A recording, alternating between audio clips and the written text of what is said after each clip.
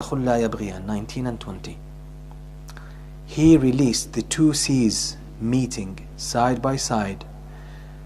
Between them is a barrier, so neither of them transgresses.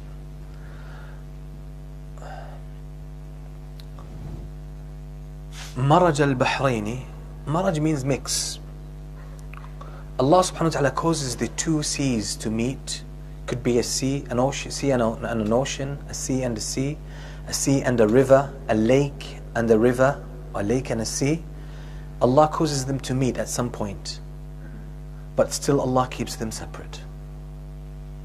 And we know the issue of the salinity, the salt level, or between the two seas, that there's always a barrier. It's been found, it's been established scientifically, there is a barrier. Where the salinity, two levels of salinity, there's a sharp line between them. Okay? So this is one of the signs of Allah subhanahu wa ta'ala. Probably at that time, the early times, it wasn't so apparent as it is now, but that's known. Like, for example, I'll just say in Jordan, if you go to the Dead Sea is extremely salty, that no fish lives there. This is why I call it Dead Sea. There's no living creature in that sea. And if the water gets into your eye, or if you have any cuts and you get into the water, you will cry out of pain. And actually you can float. People don't swim there, by the way, they float. They just lie on their back and they're floating. Have you ever seen people reading newspaper there? They just lie on their back and they're just reading. You don't need to swim, you float there.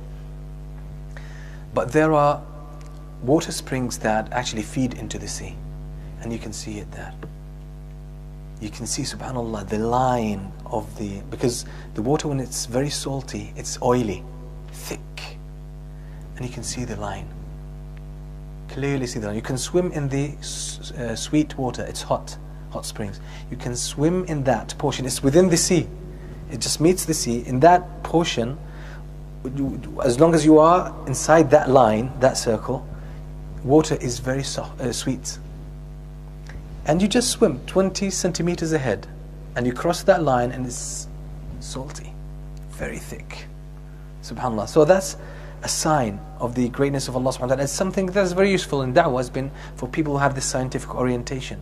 Now, this is mentioned in the Quran so clearly.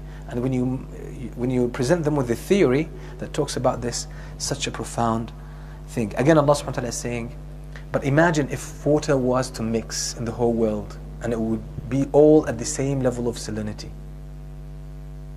You know, there are sweet water where certain brands of fish grow. It's different than the fish or lives. And in the sea, you get different type of fish. Each one of them is fulfilling a certain kind of job or purpose.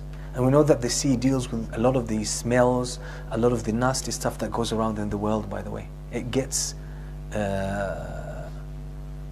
treated by the salinity of the water in the sea. A lot of the stuff. So all of this is from the mercy of Allah subhanahu wa ta'ala. You need always refer all of these things back to the mercy of Allah subhanahu wa ta'ala. It's the general frame. By the way, you did an average job with your duty, an average one, yeah. It's just the brother's answer that saved you in the last moment. For tomorrow, inshallah. Now, that's more or less the general frame for that surah. That's the depth of the meaning. The rest of it becomes all some kind of elaboration on the principles that we mentioned. What I would like you to do is, if you have the time, and inshallah you have the time, you can make it, is to find out, link the verses that are to come to mercy, to the mercy of Allah subhanahu wa ta'ala. Find out a certain connection, a strange connection. It could sometimes, because the more you think about it, subhanAllah, the more it will open in your mind. Start to link things. You could develop a habit of linking everything around you, everything you come in contact with, to the mercy of Allah subhanahu wa ta'ala. It's such a profound exercise. Such profound, because it could always make you mindful of Allah. If you do this exercise often, it becomes something common, that you always trace things back to Allah subhanahu wa ta'ala.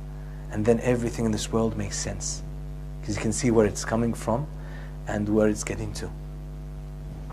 Jazakumullah khair for your patience, and I ask Allah subhanahu wa ta'ala to help us understand the meanings of His words and help us benefit from them. Wa sallallahu wa sallam ala nabiyyina Muhammad wa alihi wa sahbihi wa sallam.